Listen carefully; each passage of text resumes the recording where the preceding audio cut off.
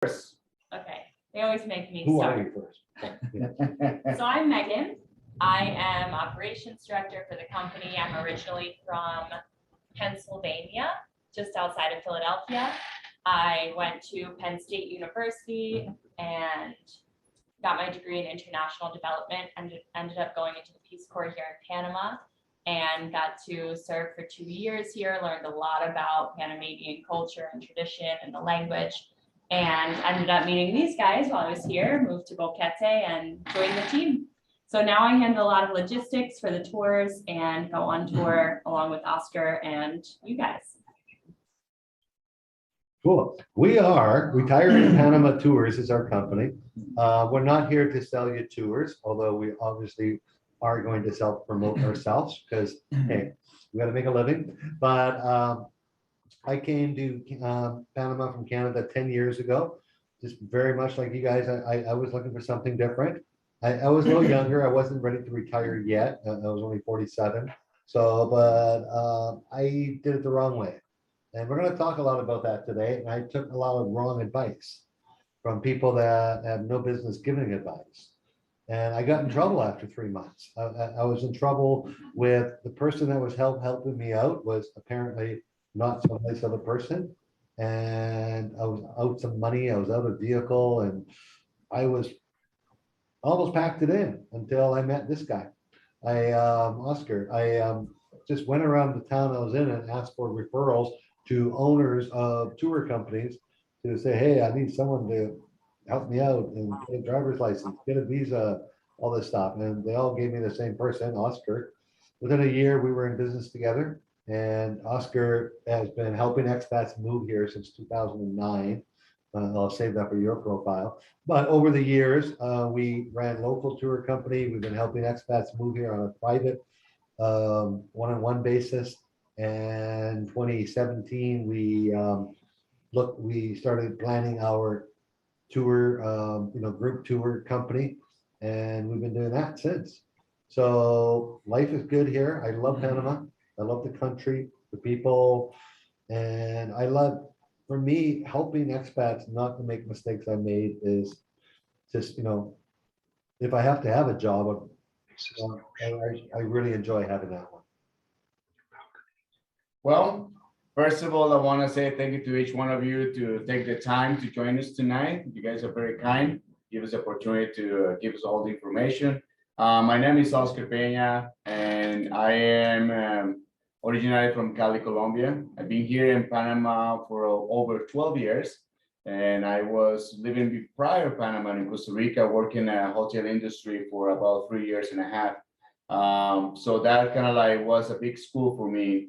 I was in Colombia before working in mechanics with my family. So I'm telling a little bit about this, why I have some experience about what I do currently.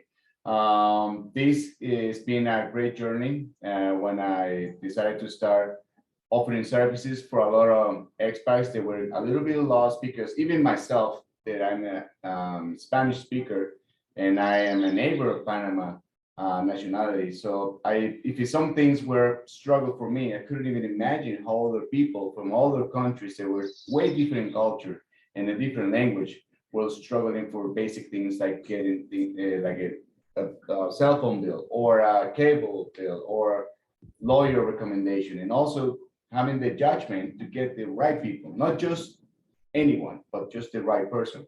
And I've been working with the same people for the last almost 12 years. Employer or lawyer teams, insurance experts, and people that have been coming along in the past 8 to 10 years. So I'm very proud of what we're doing right now. Most important is always to provide the most unique experience to our client. Many of us, of almost all of them, after the tour, we can call it friends. And it is beautiful journey before, during, and after the tour. So I just wanted to say thank you to those that are joining us tonight, that have been with us in the tour. I'm very passionate about what I do. This is the dream. I live in the dream basically, and I'm looking forward to get to meet many of you guys in the call tonight in person, hopefully in your tour, or maybe here in Boquete or somewhere else in Panama. The topic of tonight's call is how to get the right information when you're moving to Panama, okay? And we've been really discussing doing a call like this for quite some time. Some things happened in the last week that really pushed us towards doing this. It's very important. Some of you want to do it on your own, and we're fine with that. But some of you, Michael, I'm going to bring you in now since you offered, buddy. Michael and Audrey were on our tour in January. Michael, why did you decide to come on a tour like ours as opposed to just trying to do it yourself? And what did you think of the experience? No more than 1 or 2 minutes, because then we're going to get right into the meat of this call here. I already got the hook. Okay. I found in researching all the areas we could move to for the reasons we wanted to move, mostly taxes, tax reduction, and retention of rates, that the more you look into things, the more complicated they become. We were in Panama for over a week before we took the tour, and we stayed in different areas, Panama City, Buenaventura, which is near Farallon. We stayed at Casco Viejo in the old city. We saw lots of things on our own, but what I realized on the tour was how beneficial it is to have someone who knows what's going on, who has the contacts. And I just found in the 2.5, nearly 3 weeks we were there, that you could spend a lot of time going in ever decreasing circles, trying to solve things that could be so easily rectified if you were just talking to somebody who knew what was going on. And, I'll just give you a quick example. I read lots about taxation and how the Canadian government treats people who go to territorial countries such as Panama, Andorra, Costa Rica, etc., which is very different than if you go to a country with a tax treaty. I was talking to Rod about this on one of our last nights there, and he put me in touch with an individual from KPMG in Panama City. I had a very good conversation with her. It wasn't very long, 10 or 15 minutes, offered to pay her. She said, no. It was fine. It was pro bono. She put me in touch with a gentleman in Canada who I spoke with last week, and I got all my questions answered, complete to my satisfaction. Oscar talked to us about getting a car down there, and I just realized that trying to do all that stuff on myself, whether it be real estate, rentals, getting a car, getting the residency, all of these things, so many of them moving parts, would be so much easier if you knew someone who had been through it and had the skill and the contacts to assist you. So that's a big takeaway for me on the tour. We saw lots of different places and experienced lots of great things, but that was a big takeaway for me and worth everything. And that's what I would do if I go there. Thank you very much, Michael. Sorry, Thank you, man. sorry, Audrey. Michael took all your time. It's okay. I'll talk to Megan. Yeah, but anyhow, what we're gonna get into here, we're doing this a little different. This is gonna get into a fully open Q&A, guys. Don't worry about it. The big question, and not only from my marketing of this event, I got a half a dozen to a dozen replies back. Please talk about this. And on Sunday, all day long, phone calls and emails. What is going on? Is there a new Friendly Nations visa? And maybe a lot of you are interested in that topic. No, there's not a new Friendly Nations visa. The Friendly Nations visa remains the same as to when it was changed in August this year. August last year. I forgot what year I'm in already. So there are 3 options to get a Friendly Nation visa. One is to be hired by an existing Panamanian company and get a work contract for minimum 2 years. 2, to buy $200,000 worth of real estate, and 3, put $200,000 in a CD. Well, it's come to a lot of people's attention that people are setting up their own corporations and hiring themselves and to get the Friendly Nations visa. Can this be done? Well, this isn't new either. This has been going on for quite some time right now. And immigration, when I say immigration, I'm talking about the office of the minister still has no comment on this, which is kind of crazy, but this is Panama. So at this time, our company does not recommend getting a Friendly Nations visa by having a lawyer set up a corporation and that you own and you write yourself an offer letter as an employee. It's really, so I spent, I can't tell you how many hours with 3 different law firms. You all know their names, like they're big law firms. Since Sunday, I was talking to 2 of them on Sunday about this. And they all say the same thing. Is it in the spirit of the law? Is doing that in the letter of the law?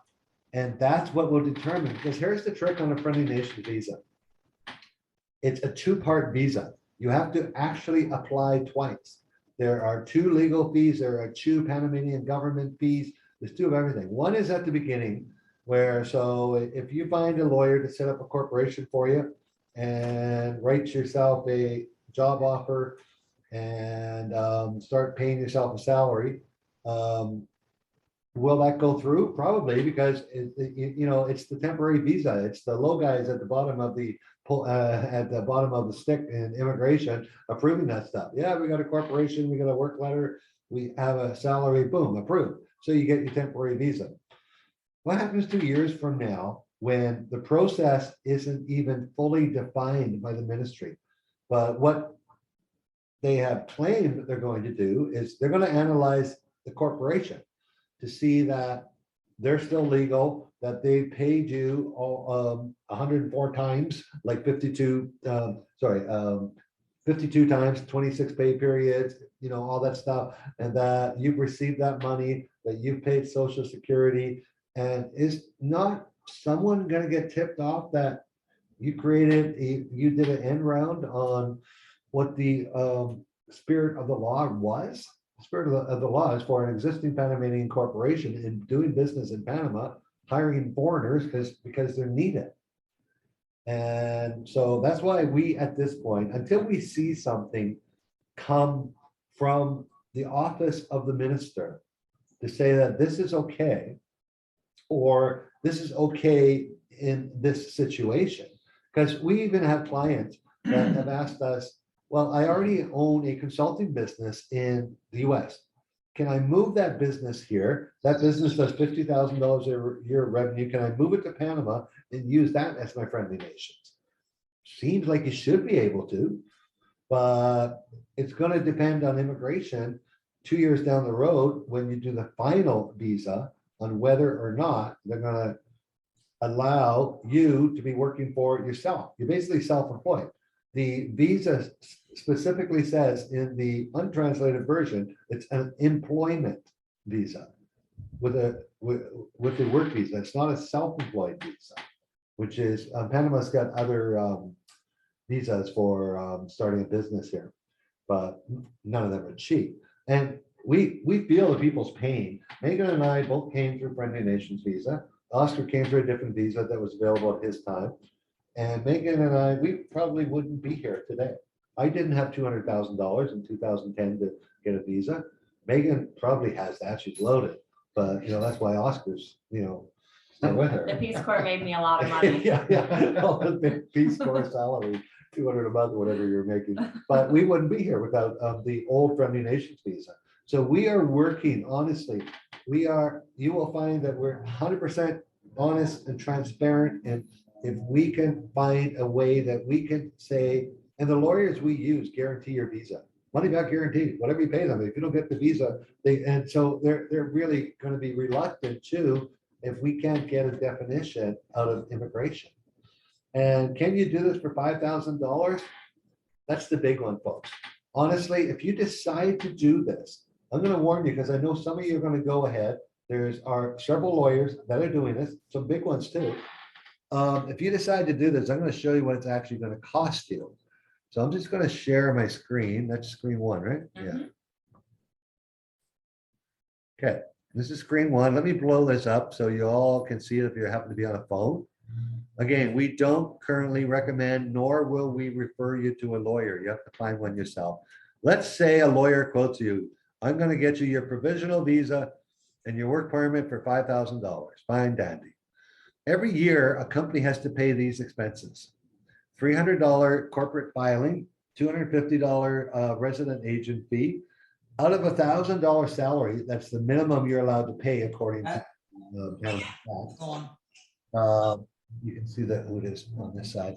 Paying $1,430 in Social Security, and you're going to be paying $357 education tax, $300 income tax, and an estimated $500 accounting cost, about $40 a month, because you have to do an accounting. And if you don't want to do it yourself, you're going to find yourself every month on the 15th waiting in line to pay your $115 Social Security.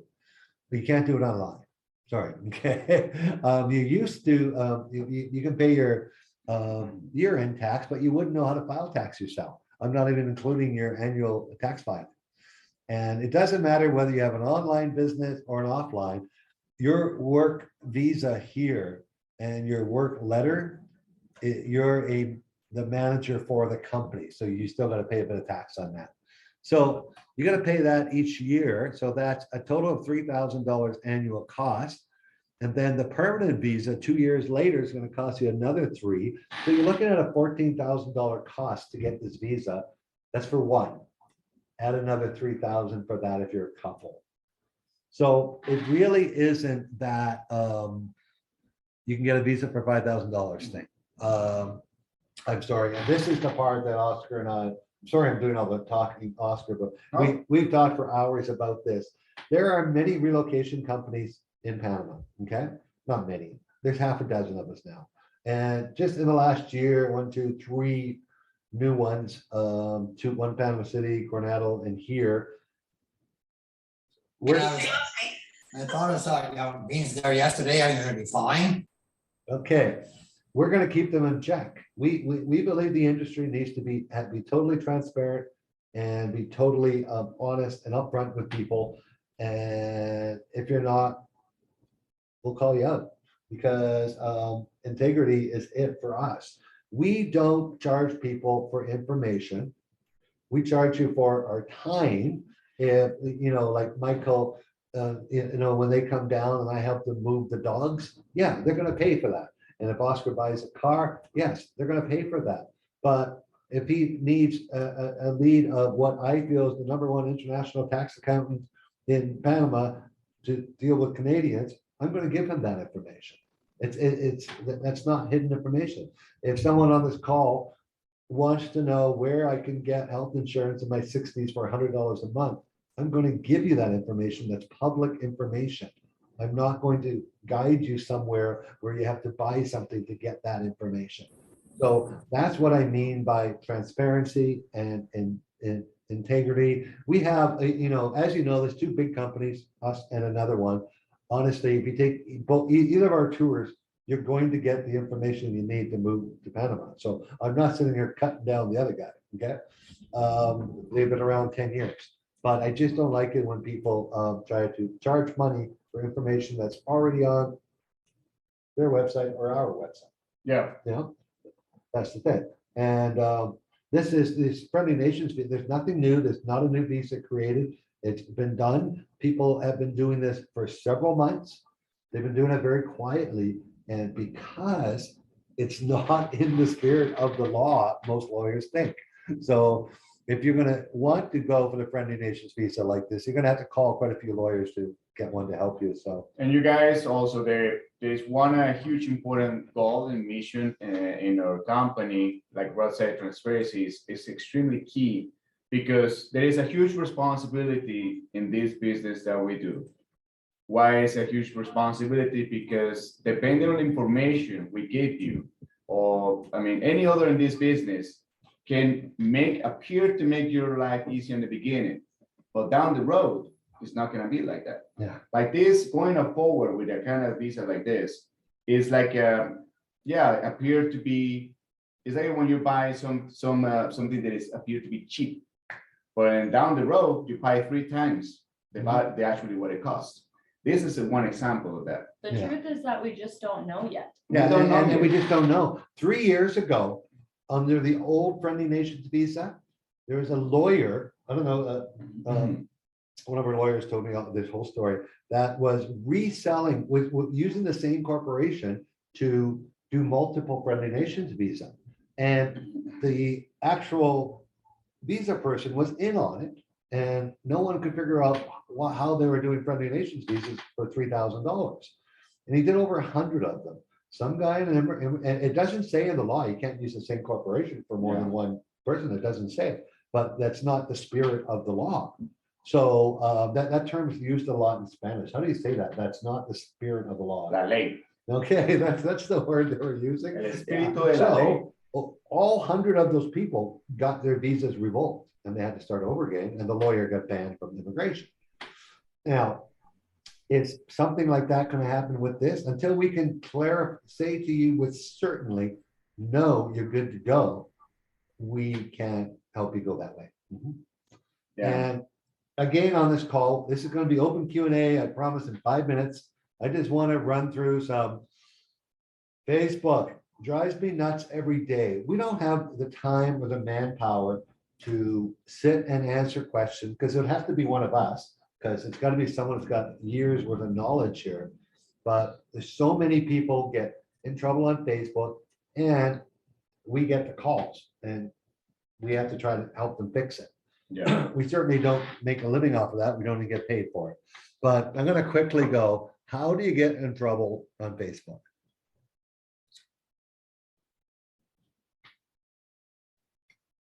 Now, there are some good groups in Facebook, bad groups.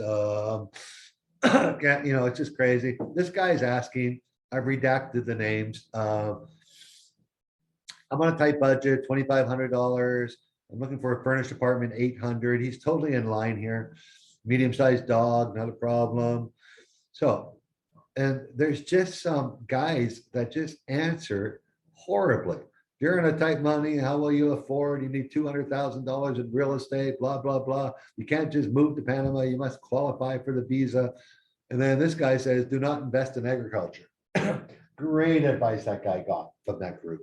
These are all within the last few days, guys. So I'm just going to scroll through some funny ones. Just husband has a DWI or DUI. So she gets 19 replies. None of them are right. Okay. She said she saw it on a video on YouTube that her husband absolutely can't get a visa or can't get his pensionato visa because of his DUI. And the only good advice is don't believe videos, ask your attorney. And some people argue, please don't believe everything you see in a video, newsletters, postcard, guide, whatever source you're using. Definitely do not rely on Facebook pages. I got burned because of bad information. It's out there. Good. Yeah, it's a good statement. That's a good statement. For But sure. she still didn't get the right answer. Okay, this one is scary. This lady is from Europe. They're allowed to stay 90 days here. And she says, I want to go out of the country a few times every 90 days and stay here for 2 years on a tourist visa. And her reply after she reads them is, thanks for your answer. So if I leave 3 times a year, it's going to be safe. At the moment, that seems to be my best option. She's breaking the law. Every time she comes in and out, she's going to get banned from Panama for 2 years and lose everything she has in here. If she leaves it. Yeah, and other things is, imagine if they end up having any assets or end up getting any assets. Oh, if you have anything here, Exactly. if you bought a car. Yeah, so for instance, a lot of people that were here in Panama doing the same thing for the 6 months. And I'm telling you, people, they have plenty of the financial resources to get any type of visa, pensional visa or the Friendly Nation visa. These people own homes, own vehicles. What happened with pandemic? Lots of those people have to either get lost it or just get rid of it because they couldn't come back to Panama. Why? Because they were now residents. So when it comes to a situation like that, you always want it to be, at least if that's what you're looking for to establish yourself as a second country, you gotta be a safe spot, get residency.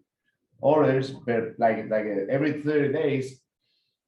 I mean, if you want to be like a very casual traveler, right? But then if you're gonna do an investment, get any assets in a foreign country, you're risky. You're putting yourself in a tough situation. You might regret. That. Yeah, if Yeah. it's your home here, then you want to have residency. Yeah, don't skirt the law. We will never advise you on the gray side. Like I said, we're transparent. And yeah.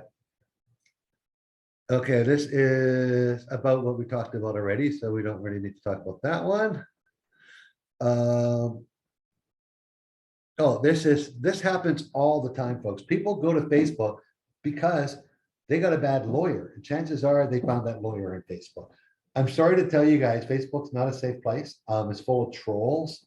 You'll see them in these forums that people ask, hey, can I get a recommended for a lawyer? And you see the same people recommending the same lawyer. If you go to your profile, you'll find out they're the receptionist at that lawyer, that the lawyer pays them to be in the Facebook thing because you can't get enough business. Our lawyer doesn't allow us to mention her name or put it on Facebook. She only works by personal referral, because we have to introduce you to her, or because she doesn't want, she has so much business and she only takes so many people. This is the one we use mostly for immigration. Yeah. And she won't take on more people than she can handle, and she doesn't want her name all over her Facebook. So this person has no idea how to get the FBI background check. She got 6 answers. Which one do you think she's going to pick? 6 different answers. One of them's correct, but the other 5 are not. Okay, so we don't know which one she picked, and I'm kind of nervous. And she's going to be. This is why a lot of people move back. They get frustrated, but they're only frustrated. Oh, this is a great one. Looking for health insurance. This scares me because that's one of the biggest, most important things you have to decide when you're moving here is your health insurance. And we got, hello, can you contact me? That this is person, obviously one of those insurance online dealers. And there we go. I've used Pacific Prime for 10 years and I've been happy with them. Okay. Have you had a claim?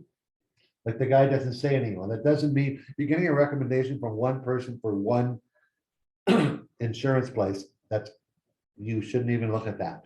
If you posted that insurance question and you got 100 replies and 50 of them are for one country, one company with people giving examples of how they used them and how they paid, then you probably got a referral. But sorry, I'm just, Oscar, I can't get out. I need you to run me a glass of water. All right. Yeah. I'll get you one. Entry. You just get so worked up about this, Rob. I know I do. Here's a great one. Does anyone up-to-date rules for entering Panama? There's one site, it's called visitpanama.com. No one gives it. And you know the site they gave? This one. US Embassy, Panama Embassy website. Now, obviously, that's got to be correct, eh? No, They never stay up to date. they haven't updated since September 13th. Mhm. US is still on the high risk list. So this person thinks that is trying to book a 3-day quarantine hotel for her mother. So that's how you get trouble. This is over a 3-day period that I picked these out, guys. I really don't, oh, is there more? Oh, there we go again. Tried to get a driver's license. So they didn't know how, so they're going to Facebook, okay?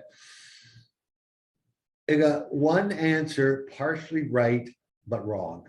They tell you, they gave a name of a driving school. And they say they'll certify your license. They don't actually certify a license. And it's and she also says that he also says that you have to have a cedula for this to happen. We've had so many guests and people get in trouble here. As soon as you leave immigration with your temporary residency card, your driver's license is no longer good. Your foreign driver's license. You need a license. So if you drove to immigration, this is 3 weeks after you apply, and you got your temporary card. When you drive home, you're breaking the law. So this is, again, bad advice. And people get in trouble. And honestly, Megan says that I'm probably joking because I get upset. Because I scroll past these. I don't have time to answer. I am running helping you guys, and we're running a for-profit business. And, we answer emails and phone calls from anybody, and we don't, we'll answer your question honestly and with complete truth.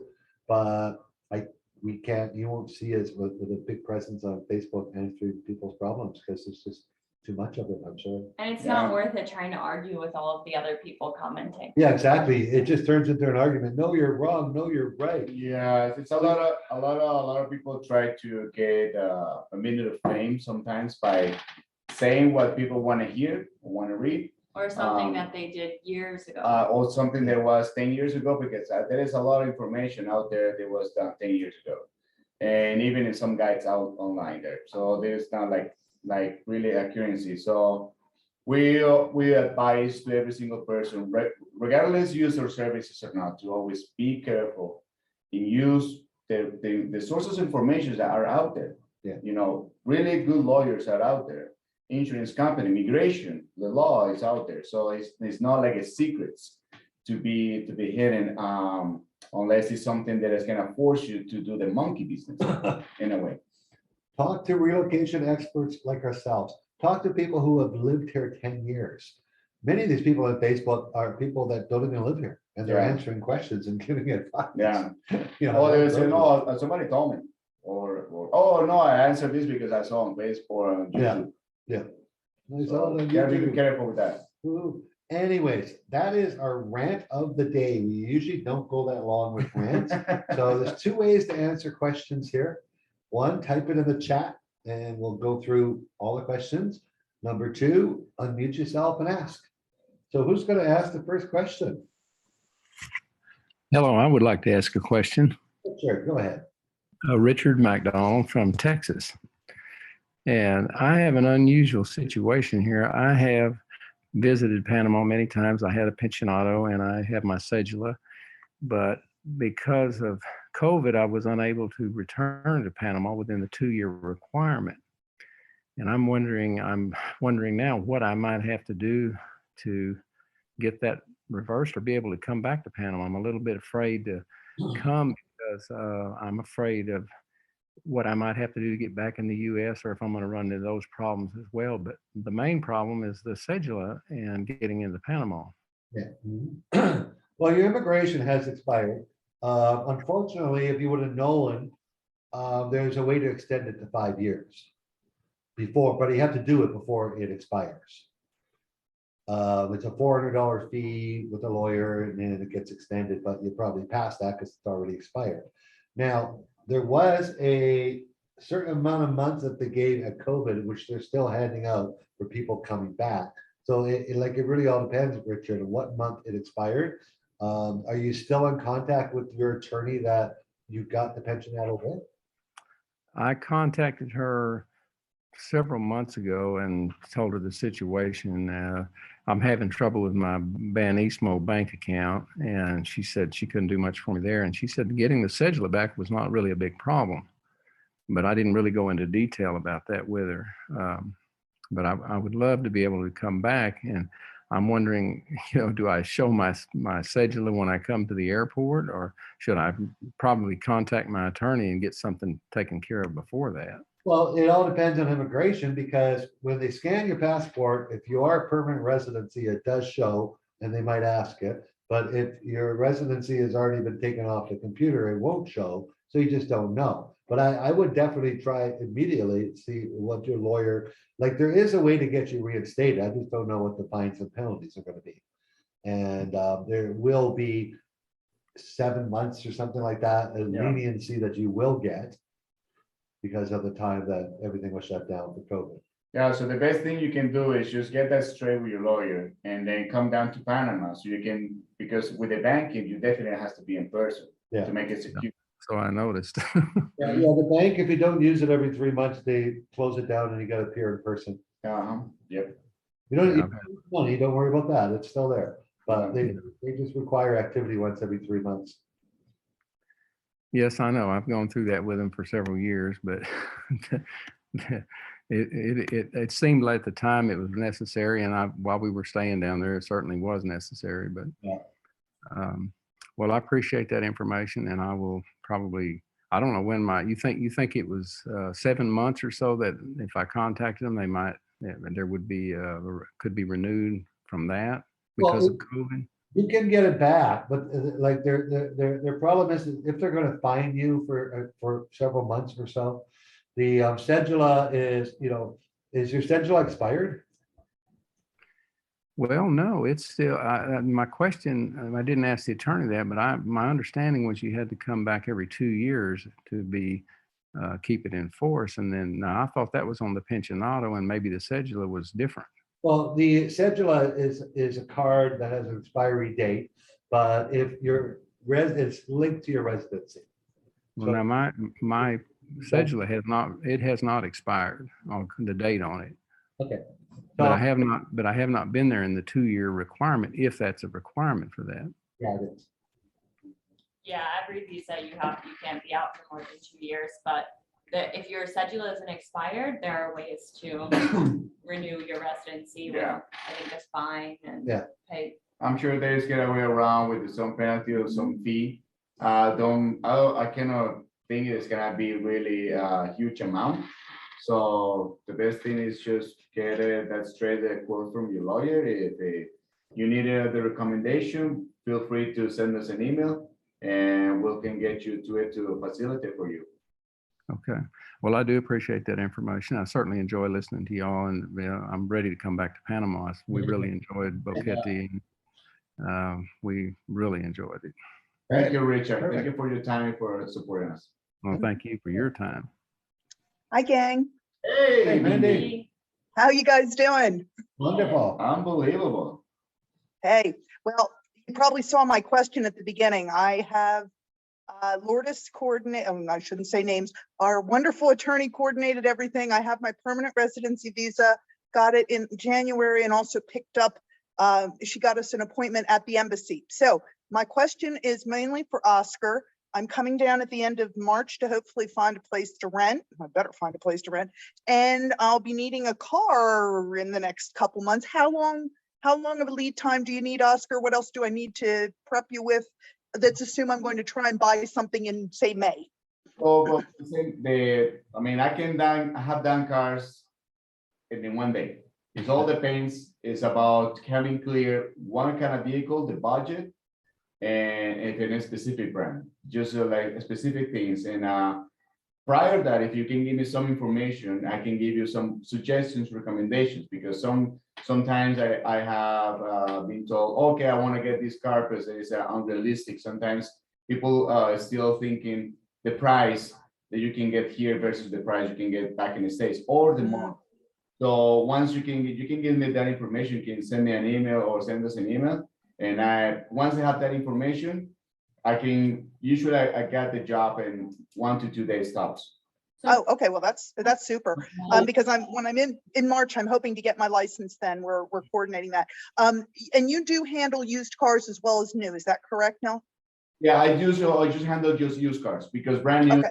go directly to the dealership. Go to the dealer.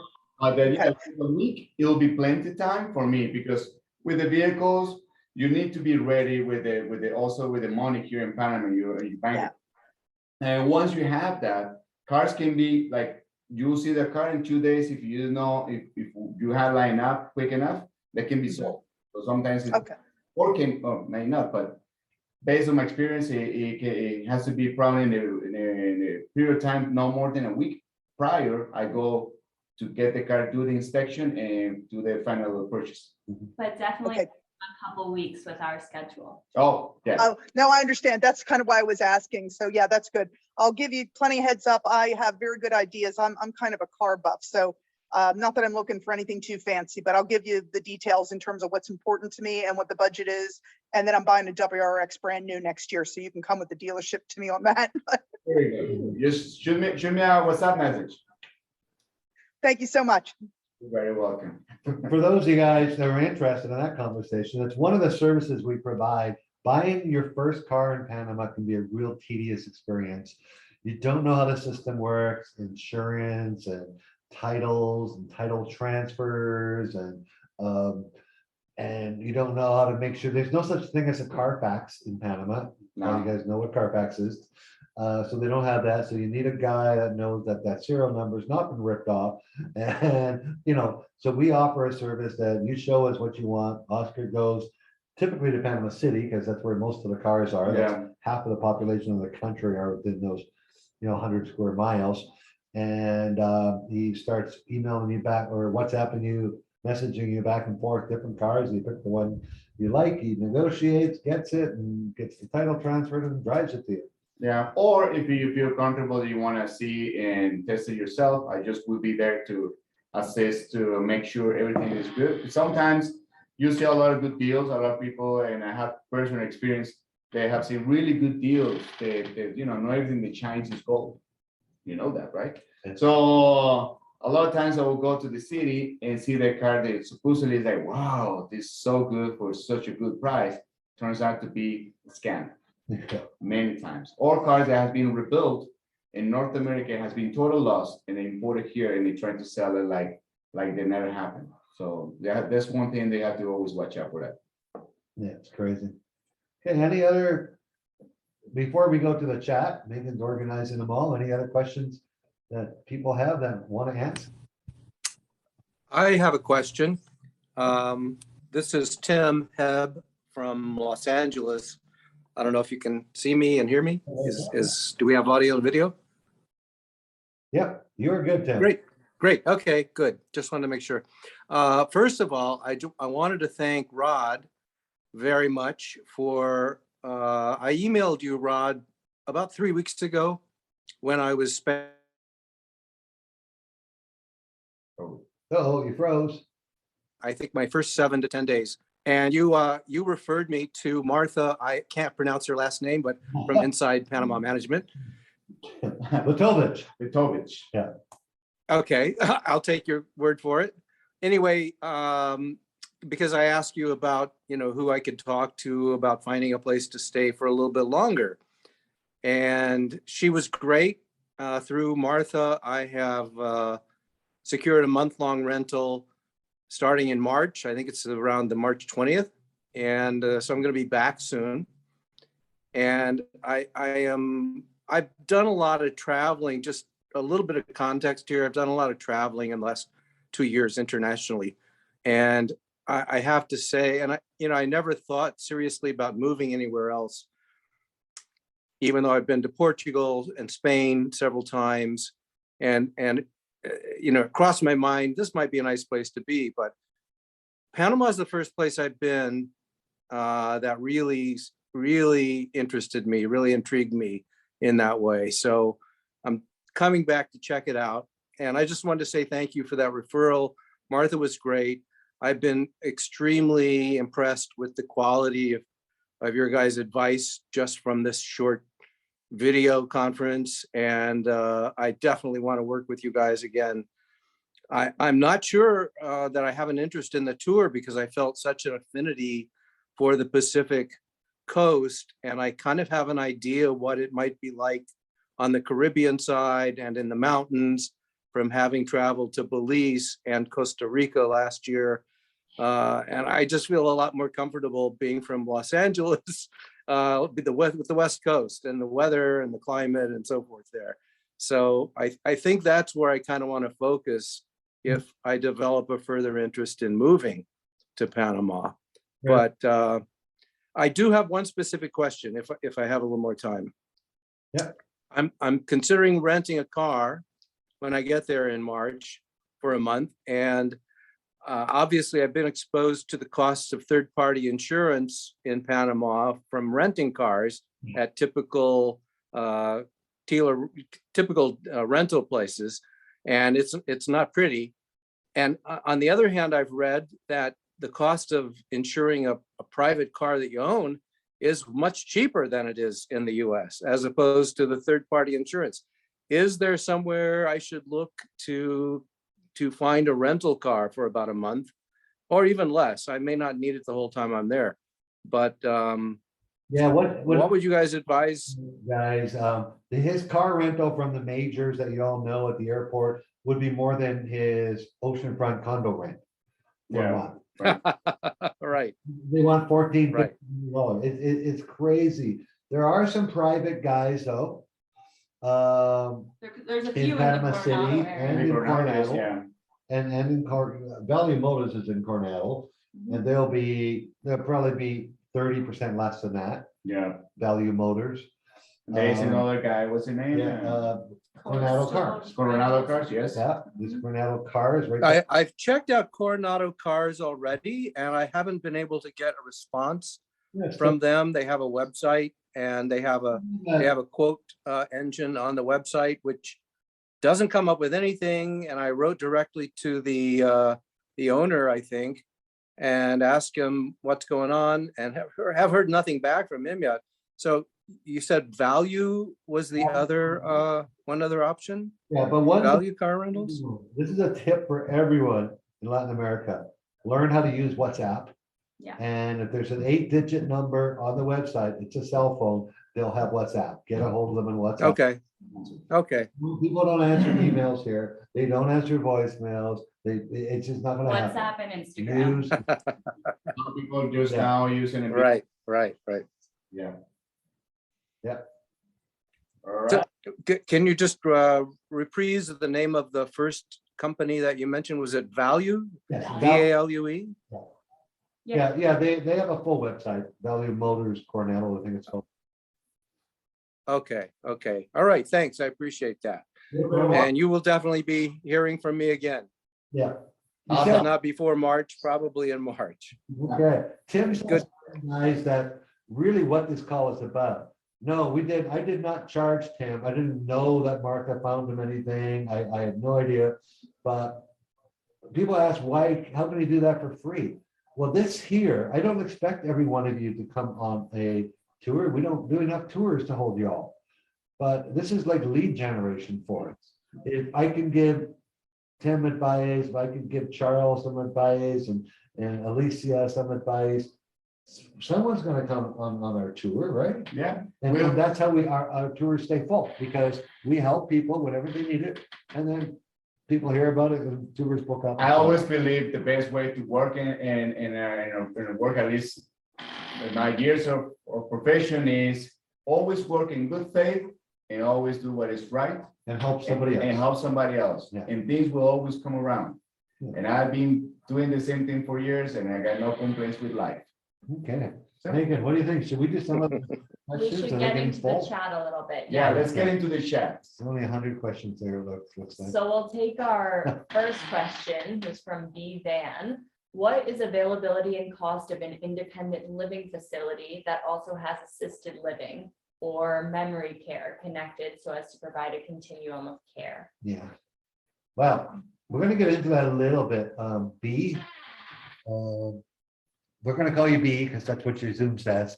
Latin American culture does not put their parents in homes or older people in homes or sick people in homes. There aren't a lot in Panama. What you're looking for, the extent is it's going to be in Panama City.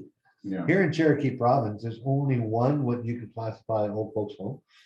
It holds 20 people, and it's full-time care, 24/7 care, like full care, and it's $1,000 a month. So it's about a quarter of the cost of what it would be in North America. I think there's a huge market for somebody that wants to come down here and make some money. And There's a need for sure. yeah, Oscar and I don't have time, but it was our idea, so you gotta pay us. But because all the expats are aging. Boquetes, they started moving here in 2000. Yeah. They moved here when they were 60, now they're starting to hit 80s. Where are they gonna go? But it's very typical in Panama for people in their 60s, 70s to that extra bedroom in the house, or many houses have the maid's quarters or the live-in quarters. And that your nurse, part-time nurse, whatever, assisted living person lives with you. Yeah. And so this is not just Panama, this is all of Central South America, there's all of Asia too. Like you go into China, I spent a lot of time there in my 30s and stuff like that. They don't have places like that, like old folks homes and assisted living homes. So it's harder on the single people, obviously, and that you're leaving the kids behind, so they can't take you in. But you got to go with it. There are places Not a lot of them, but I really think that market's gonna be expanded. Maybe Michael, maybe we should do that too. What do you think? We're gonna build old folks homes. Yeah, Yeah, I guess, yeah, that could be good. Back here in Canada, it's 4,000 or 5,000 a month. So 1,000 a month is a good go. yeah. I know some, hey, Brian, what do you say? You could manage that. Okay, Megan, that was a good question. Next question, Megan. Yeah, so Vicky wanted to know if we visit Gorgona on our tours. Yes, we do. Yep, we don't stay overnight, but we make a stop. We make this stuff and we there sure we connect you with the very nice folks in the area. Not just Gorgona, but also in Coronado.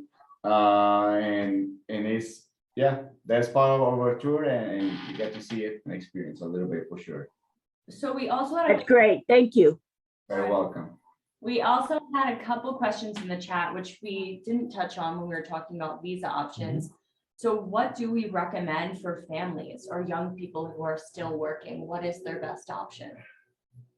Well, their only option that is coming here with the digital nomad visa really has not really panned out. It's not really a digital nomad visa. That's what people called it, but no, it's a foreign, it's a remote worker visa. If you're remote workers, that's a great visa to start on. Yeah. You can stay here 18 months. They haven't said if they're going to renew it or not, but it's likely. But at least it gives you the chance to, hey, to see if you like Panama for 18 months. Yeah. It costs you about $5,000 to do it, but it basically gives you a temporary visa. You can pay a little extra for the dependents. There only has to be one person if you have a remote job. But you know, there's one thing, like if there is kids under 18 that are studying, if Yeah. they're studying within the country in Panama, there is a student visa for those. Yeah. Mhm. So that could be actually easier. That could be a really good option for families. They probably will be less expensive than apply. Can for the student visa bring in the parents as dependents? No, No. because it's student. Yeah. Mhm. Yeah, so if you're studying, if you're still in that age in your 30s, you can enroll at a university here. Yeah. Right. University of Miami. Yeah, And what's the other English one? yeah. I can't think of it. That's an option, but basically it's, right now it's $200,000 in a CD or real estate. Mhm. Now, I'm not against the CD one. We've had several clients do it. They earn 2 times, yeah, they earn like $1,000 a month interest. It's not bad. It's 5% interest here on CD. And you What actually about- receive that interest Yeah, you monthly. get that to in your, use. so you. Yeah, that's really a good income. Live on When you it, put them so- with that kind of money in the bank and a CD, you get paid monthly. And that's pretty substantial. That actually will pay for your living. What about people that are thinking about working, starting a small business? There is really nothing available. And that's why I don't know if immigration left this window of opportunity open or like what they're gonna do with this visa. Because I think this visa should have some type of a investment limit on it or something like the friendly nations. There's a piece missing right now from the whole immigration puzzle. Yeah, And you have your retirees, which are gonna be looked after forever, because it's a great program and it makes Panama money. You have your people with money who are getting older and want to buy property and stuff like that. Lots of visas for that. The entrepreneur that creates jobs mhm, for Panamanians, like both Oscar and I have created many years of employment for Panamanians throughout our careers here in Panama. And so that's missing right now, unfortunately. Now this friendly nations thing, it's gonna pan out. I think I give another month or two. You remember the Q&A we had last May when we announced the changes to the friendly nations Yes. visa? And we said on that Q&A, give it a year, yeah, give it a year. Because the friendly nations visa was was immigration's biggest moneymaker. yeah, Because they don't make money on the pensionable visa at all. There's no fees. yes. So give it a year and something's gonna change. So I'm still saying it, give it some time, give us time to continue The one, trying to get direction from the yeah, minister's well, the office. one thing I know is gonna happen because here in Panama, things change it, not drastically, but it does change a little bit. And these friendly nations visa changed during the current government, there is a high chance that the next government, it might go back to the same Yeah, thing. 2 years, it might just In go 2 back to the years. other one. So this is no, this, the current situation with the visas is not gonna stay, at least with the friendly nations. It might be a situation that the next government, they're coming in 2 years, like, hey, wait a minute.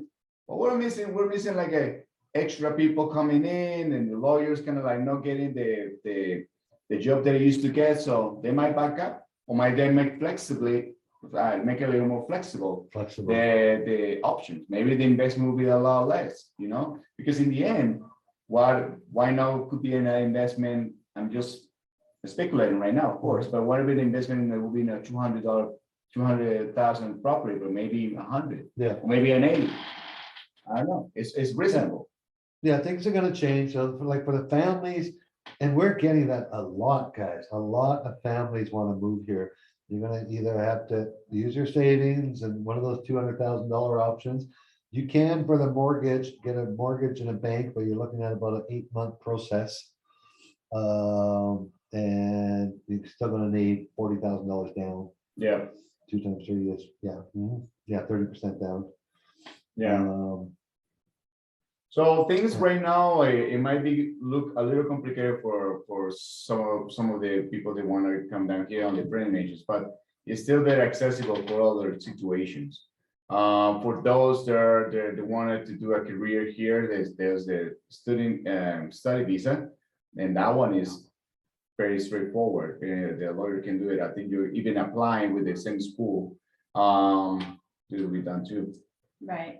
It is good to note that there are some careers that are protected Yeah. for Panamanians. So until you get Panamanian citizenship, you can't do it. We had a question about a girl who's finishing cosmetology school and would want to work here.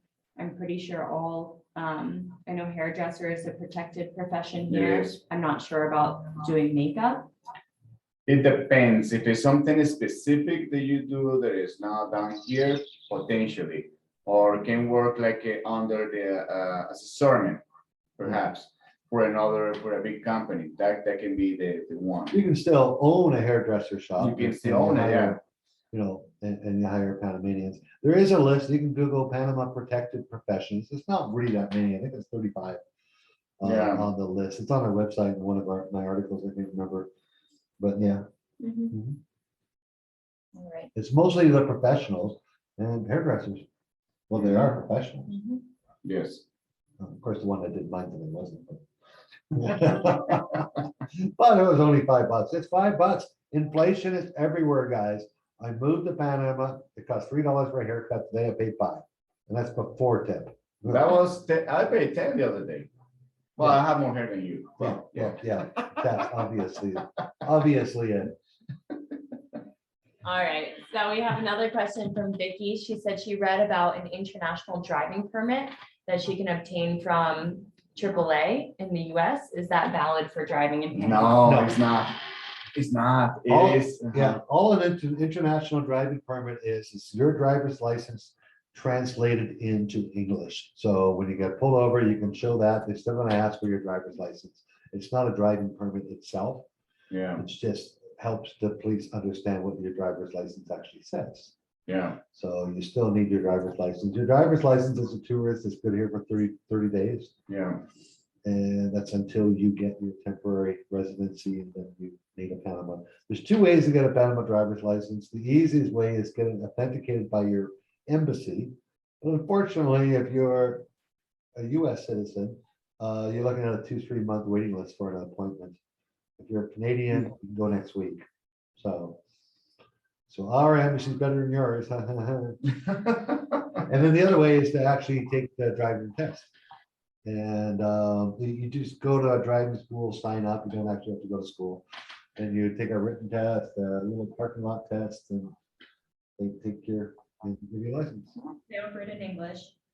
Yeah, One of the services we offer, I'm taking an expat couple tomorrow for their on first register tomorrow. I register them for the driving school, and we give them the English study guide, and then in 2 weeks we go back to the driver's license office and they take the test in English.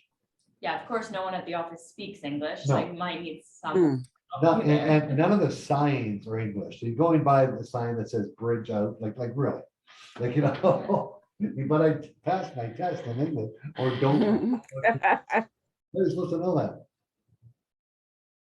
Got it. Another quick question, if I could. Okay, if I come in June and, want to actually make it my permanent home, how long does it take if I start immediately to get a pensionado visa?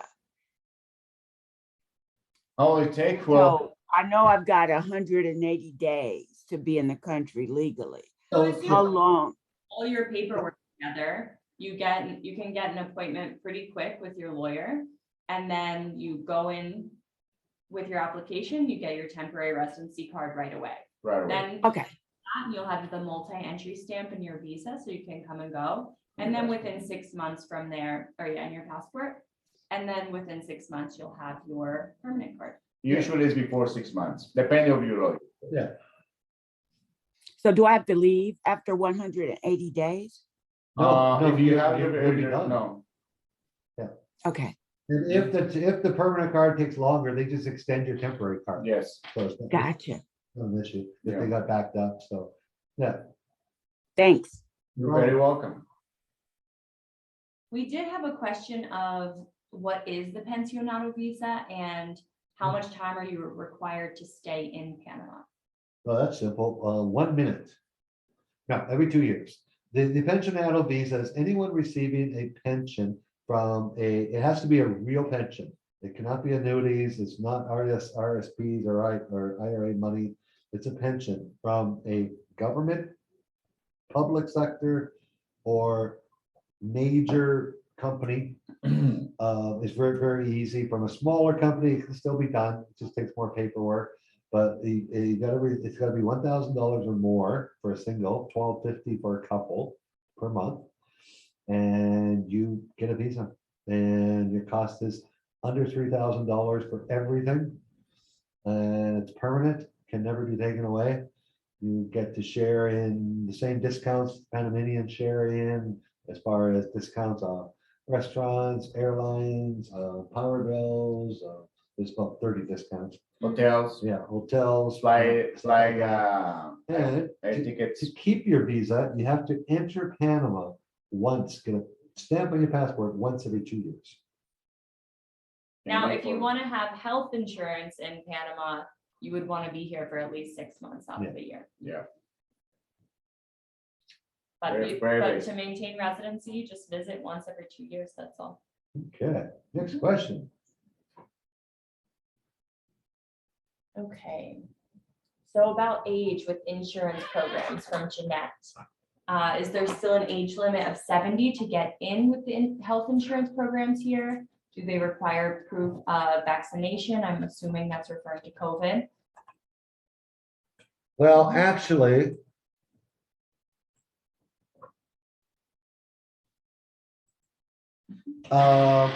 70, 75, depending on what international company is the age limit. Right now, on the local companies, it's 70 or 80, depending on the local company and the timing and when you ask them. I think the local one, the what's it called? The one at Cherokee Hospital, the old Cherokee Hospital plan. Sorry, my mind just went blank there because I had to do something. I think they're supposed to go up to 80 next month, is the last I heard. So it varies for depending on the insurance you're looking for and international, local, stuff like Yeah, that. for every your plan is age. a little bit different, but there are options. There are no international plans over 75. So, Yeah, and COVID vaccination, I haven't heard that they're requesting that. the local plan it requires COVID vaccination. Okay. That's why.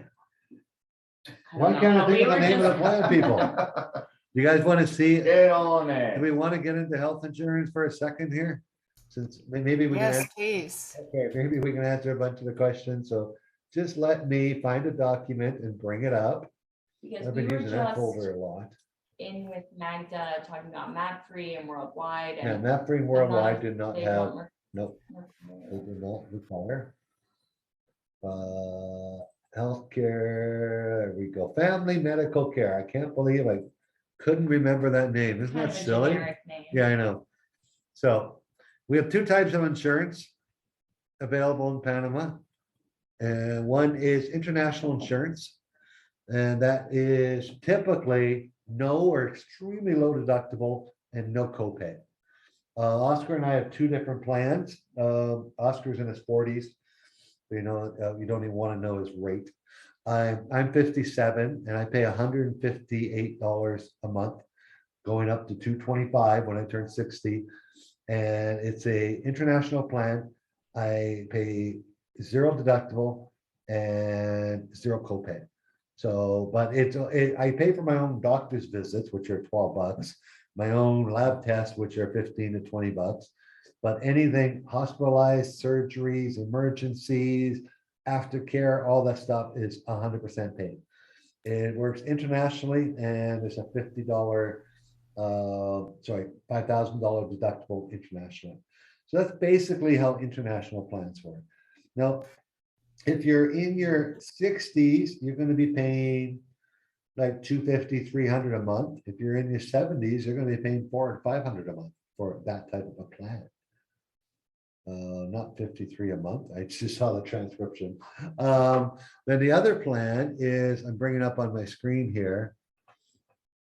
And the age limits on those on the international are between 70 and 75 right now. You cannot enroll after 75, after you hit your 75th birthday. But if you enroll before, you obviously have them for life. This one is family medical. Let's look here. Family medical. This is the one I was talking to you about at the beginning of the call, where I was a little upset, but that people were selling this information that's all over our website, has been for years. They offer a plan that is a 30/70 copay, meaning that you pay 30% of the expense, they pay 70. I think you have to remember is that just the cost of stuff here of medical is a quarter of what it is in the States. You can get a hip surgery here for $15,000, like a replacement. Yeah. You can get knee surgery for 7 to 9. So if you needed a hip replaced, 15,000, you would pay 4,500 of that. So anyways, they're available in Panama City, Coronado, and in Cherokee in the Tuda Bead hospitals. And they have rates, and they're emergencies, specialized doctor's visit, basic dental emergency, even funeral, laboratories, all those things. They pay 70, you pay 30. They do some coverage of pre-existing conditions after 24 months, you're in the plan. And their rates are, here we go. Oops. So up to 70, this brochure is a month old, and when the lady is $102. From 70 to 80, it's 125. And from 80 up to infinity, I can't read that, 180. Now, it was at 70 last week. And the one of the brokers told me March it's going to go up to 80. I can't confirm that yet. So depending on the age, is this a good plan? It's not as good as international care at all. Because it doesn't cover you 100%, only covers you 70%. And the good thing is, if you're planning on living in Cherokee side of the country, there's 2 different private hospitals that use this. So you can go back and forth and say, hey, Cherokee will do it for 15,000. What will you do it for? Oh, we'll do it for 14,000. And just in case when you go to apply to have it done, the insurance company could say, oh, we only pay 12 for that. So then you got to negotiate with the hospitals. But anyways, somebody was saying they really wanted more information on healthcare. What else did you want to know about insurance? Any? Doesn't the family medical require the proof of COVID vaccination though? Yes, it does. Family Medical is asking for COVID vaccination at this time. So is that possibly going to change in the future? Do you have any idea? Yeah, because they used to also be unlimited age. And Okay. because of COVID, they went down. They were down to maximum 60 Hmm. for like a year or so. Mhm. Okay. So they might lighten up on their restrictions there, as it probably won't be it'll be another year probably before we're thinking of going there. Oh, yeah. Mhm. Yeah, there's a good chance. Okay. There'd be no reason to, if COVID, goes the way it seems to be going, then I don't see them not going back to normal, so. But Okay. because other Thank you. companies, other internationals have not gone that way, so I'm not sure why they have, so. Mhm. Can you tell us again what international program, what's the name of the international program you're on? There's two good ones. One is Worldwide Medical, and the other is MAPFRE, MAPFRE. Yeah, it's based in Spain. And those are two, if you guys want, you can check them out. You can't buy health insurance till you're here anyways. But once you're here, you need to go through an insurance broker. And you know why? Because you don't want to deal with these companies. They'll deal in Spanish. Everything they're going to give you is in Spanish. And then if you have a problem and the spouse is in the hospital and you need a question on the insurance, what are you going to do? You need a broker who speaks both languages that works for you. You don't pay any more. I can prove it to you. Go to both MAPFRE and Worldwide Medical and get quotes on yourself. And then get a hold of us and ask for a referral to a reputable broker, and she'll give you quotes, and they're going to be the same. So don't think it gets upcharged because you went through a broker. You want a broker on your side if you have a problem. Yep. They also can recommend doctors. Oh, yeah. Best place to go for certain issues.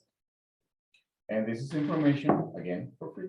Yeah, we use Magda Crespel. I don't mind sharing her name, and she doesn't either for all our insurance stuff. And just every time we need something, like, even if it's with a guest, hey, we need some advice. We got a situation with a guest here. She knows every doctor and every situation that's possibly could happen in Panama. And there is other brokers besides Magda in the city, in other area. And so brokers, there is many brokers that have an outstanding reputation. And there's some not so good. Some not so good, yeah. It's like everything, right? If a broker gives you a quote and tells them, okay, you just pay us every month and we'll look after the insurance company, you're getting hosed on that. Yeah. What else? What is the next question? Señorita Megan. Yes, so for Okay. Martin, does Panama finance real estate properties? If so, is it a minimum of 20% down payment? If 20% probably if it's an employee. If they have already 2 years into Social Security. Yeah, if you're looking private, like if you don't work here, like as a foreigner, you're looking at minimum 30%. You're also looking at 7% interest rate. And that's not because you're a foreigner, that's just what the interest rates are. That's why people get 5% on their savings here. Mhm. Mhm. And you're looking at about a 6 to 8 month process. So it's really difficult because not too many sellers are going to go to escrow for that long for you to get your financing approved. And it's tough. Like, we don't have a consistent bank that we could refer you to that's the best bet. Because sometimes they're going to do it and other times they won't. It's crazy. So banks are not in the business of owning homes here. They're not interested. They don't have the foreclosure attitude that US and Canada banks seem to have. They don't like to lose. So they don't give out loans that can't 100% be paid off. And as a foreigner, you're obviously a risk. Yep. All right, another question was, do banks in Panama have safety deposit boxes for valuables?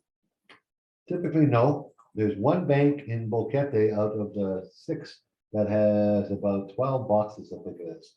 And there's a 5-year waiting list at Bank of America. No, people just don't, it's just not a thing here. It's under the mattress All or right, a hole in the backyard. from Ron, in Panama, what is considered fully vaccinated and are there other immunization requirements for entry?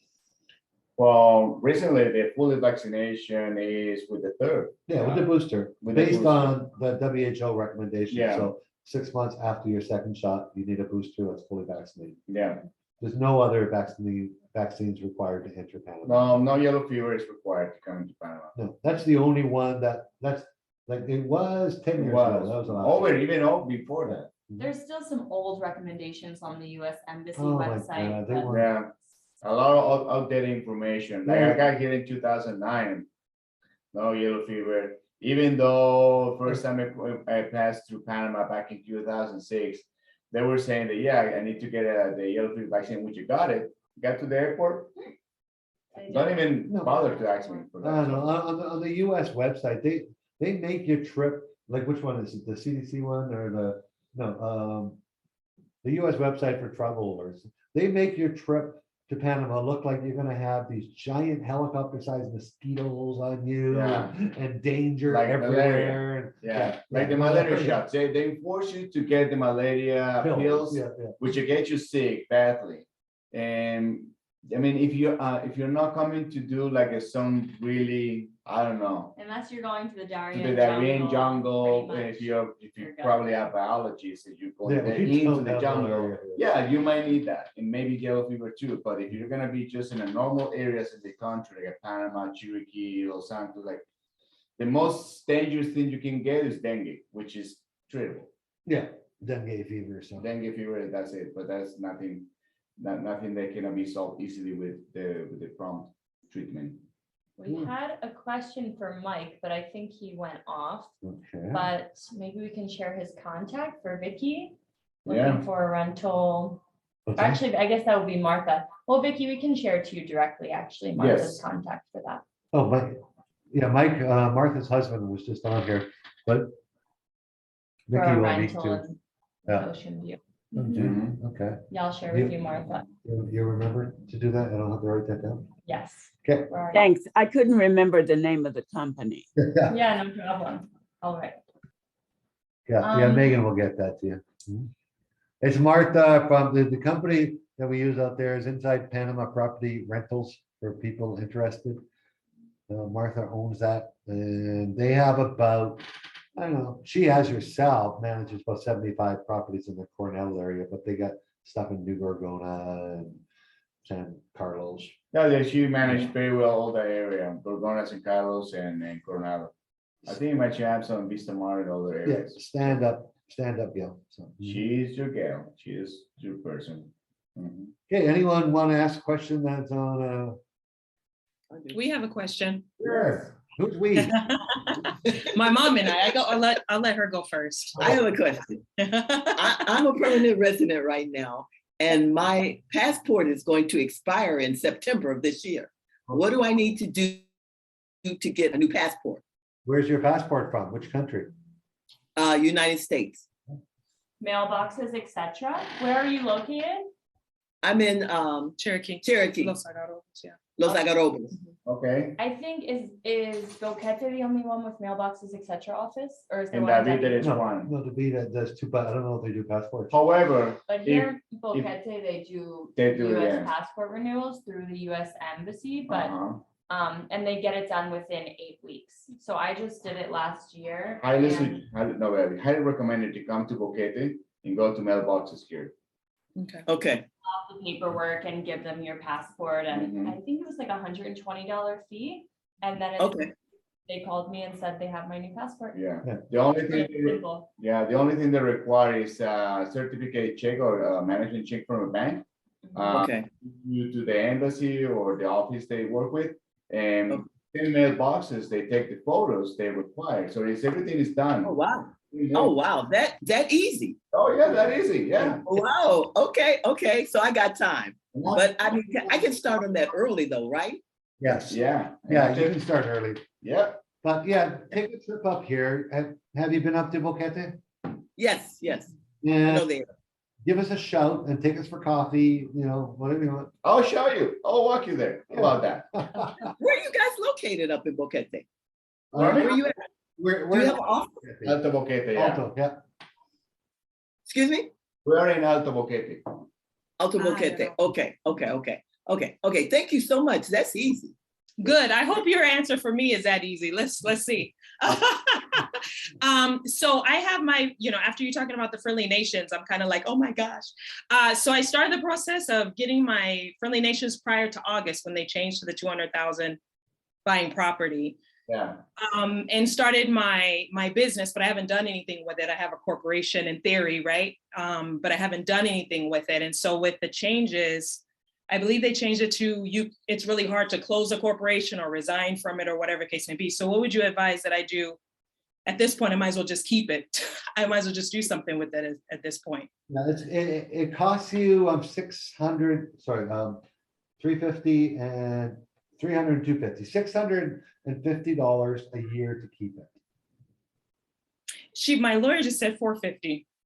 Okay, well, the numbers are, they might be charging, 300, no, it's 550. I look at, I go 300 and 250 and they stare back at me.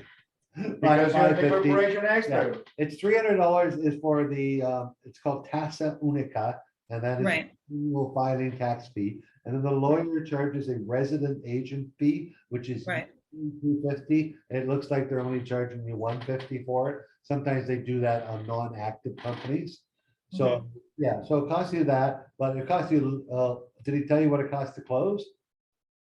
They did. They said well, now that everything has changed, but they said 450 to close it and 450 to keep it.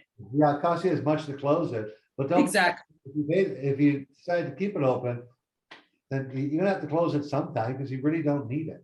Mhm. You're not gonna use it. Unless you want to open a business. They cannot, yeah, unless you're going to open a business. Right. So then the quote that you quoted earlier, the 14,000, right, of all that has to do with if I go ahead and open the business and run it and do whatever it is I need to do, or is that just to maintain it without even? No, So that's that's, if you're finding yourself as an Yeah. employee and an employee. yeah, of that's your if own you're corporation. starting the process new, if you're just moving to Panama. You already Okay. have the Friendly Nations visa. Did you get a work visa with it? No, I didn't get a work visa, no. So I just have my Friendly Nations visa and I started the process before August. Yeah. I ran here because I didn't want to buy property. So I came here really quick, sold everything, came. And so I have my cedula, I have my driver's license, I have all of that. So I guess at this point, it's just a matter of what am I going to do with my business, which I had intentions to start a business because I thought, oh, this would be really fun. They want me to have a business. I have a business, no problem. So I'm just wondering, what are my options of starting a business here in Panama as opposed to just cutting it off Yeah. and Well, not doing anything with them, just trying to weigh the options there. If you're not gonna open a business, close it. But then if you decide next year you're gonna open a business, it's gonna cost you $1,500 to set up a new corporation. Right. Into the business, you technically don't need a corporation. Yeah, and for many businesses, you don't need a full corporation, Uh-huh. so. Okay. So then I could technically resign or whatever it is. I guess she was saying that lawyers are trying to figure out, because the laws change in Panama, that in order to close your business, not as easy as it was, I don't know, X amount of days ago. So then if I close the corporation, I can always later open a business because a business is different than a corporation, right? So I can always just open a business later. Like you can open a personal proprietorship type business and Mhm. don't have a corporation with, you can just get a business license for it. Like Okay. like a yoga studio. Like You a wouldn't aviso really need- operación, that's what we Yeah. call it. That's what you need to do. Okay. Close it. And so then in order to close it, that's something that my lawyer, how hard is it to close that corporation? Well, it's the process of all the directors resigning. They have to put an ad in a local Panamanian newspaper. It's an old law. They've never taken off the books. And then they have to file with all these different registry locations to just to make sure that there's no money owing, which there won't be. Right. You've Right. never opened with them, with all the, yeah, because you Right. never had a business operating. They have Right. to do an annual tax return for you, which is. And then you were saying, It's a fair price to close the business. Oh, yeah, very fair.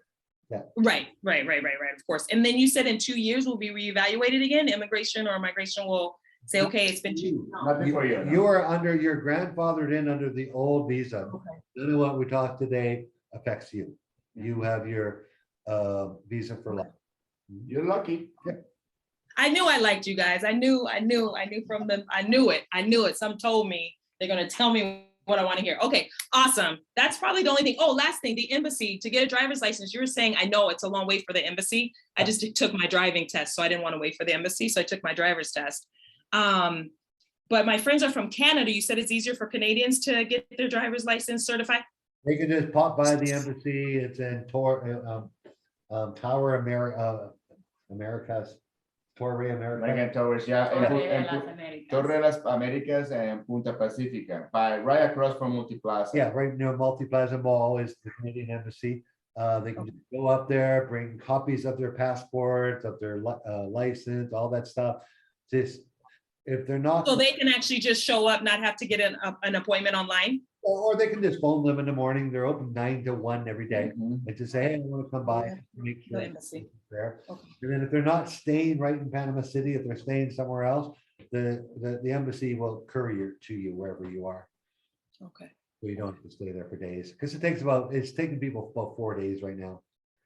Okay, same for days. They do it all with copies. They just need to see the official. They're gonna send you across the street to get some photos done or, oh no, this is for the driver's license. So, yeah. Yeah, for the driver's license, yeah. They just need to get their driver's license. So it seems like it's easier for Canadians because I had to wait about 3 months to even get an appointment. So in that time, I was able to study for the test and pass it. So, okay, that's what I wanted to know. Okay, sweet. Thank you. All right. Thank you. Thank you. Yeah. Anyways, do we have any urgent questions? Because we are going to get kicked off our call. Yes. Yeah, anybody, I if can't your believe an hour question and a didn't half. get answered, feel free to unmute. I would really love to know if you have reliable internet in Bukete if you want to do an online business there. I have been an online marketer for 20 years, Jeanette, and I moved to Bukete. I had better internet than I did in Vancouver. I still do. I have 250 meg connection here with a 40 meg backup connection. We are in Bukete right now. There's no chance of us losing our connection here. Those 2 connections cost me less than $80 a month. You know, there have been times when you And that's You why. lost her. I think it's your connection because you just disappeared. No, it's her. Okay. Oh, you think it's our connection? Yes, I do. Yeah. Unless Okay. Wow. people can say that we've been. Oh, it does say our internet. Your internet. Oh, I think it's us. Sorry, Janet. I think it's us. Yeah, because I have pretty amazing internet. I have like 800 Mbps or whatever it is. And I run a fitness business and I teach exercise classes, and I never have anybody tell me I have any problems, and I really want to move there, but I'm scared that I won't be able to teach my classes online. Yeah, I've had no, like I said, I've run online businesses since I've been here. That's what I moved here doing. Okay. Zoom all the time, video calls. All my phones are IP phones.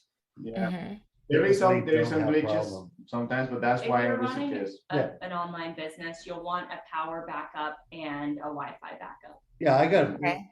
fully backed up here. If the internet dropped, my secondary internet would kick in. If the power dropped, I'm on batteries right now, actually. So, Okay. That's reassuring. Thank you. oh, You're very welcome. I have a quick question about the greenery of Boquete. I have allergies and asthma, and I'm concerned that beauty, I might get sick from the beauty with the allergies. Different plants here Yeah. than it is in North America. So, you know, some people have terrible allergies in North America, move here, no issue whatsoever. Or vice versa. Yeah. But usually, those that have any allergy issues will have in the windy season, at least in Bukete. yeah. Because we have lots of flowers and the wind is blowing very hard sometimes. So that's why. But there's only 3 months of the year. But I mean, it will be just for you to give it a chance and see if how he responds. Maybe I should visit. I had major allergies back in Canada in Vancouver. And when I had them though, was the change of seasons. Yes, that's mine also. We don't have change of seasons here, like typically. The change of seasons in Vancouver is when everything was dead, it comes back to life and blooms. Here Mhm. it's pretty consistent. We got a Yeah. dry season and a wet season.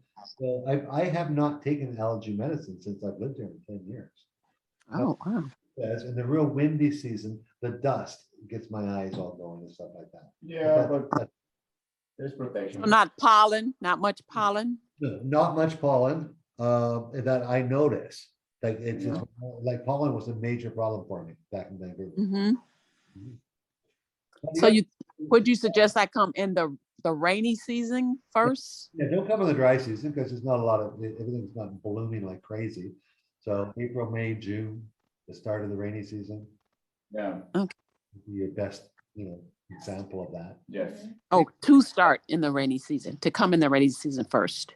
Yeah. Mhm. Okay, thank you. Thank you very much. We have to start saying goodbye to everyone because That went by quick. we get Yeah. kicked off. We've been on here an hour and a half, and I've really thank you the 86 of us that joined us tonight. That was Thank you. all. You're very And welcome. we are info. Megan, can you quickly type to everybody? We're putting our email in the chat. Okay, good. You guys got questions? Send us an email. We answer them. We answer them honestly. And for the people watching this, especially the up and coming relocation people that Yeah. you all know who we're talking about, Oscar and I are watching you. We want to see integrity in this business. We want the customer to come first before profits. And It's all about what we have to do in this job for the benefit of our customers. that's right. More than We don't want a benefit bad ourselves. rap because one person does it and then everyone, the whole industry gets a bad rap. Yeah. And we don't want that. So anyways, it was great talking with you all tonight. Thank you Thank all you. for hanging out on this Tuesday night. Yeah, thank you guys for your time, for your support, and looking forward to see you in person in the near future. Randy, Mom, when you come into Boquete, make sure you let us know what to do the passport. Go grab a cup of coffee. There you go. Sounds good. Sounds good. We're there.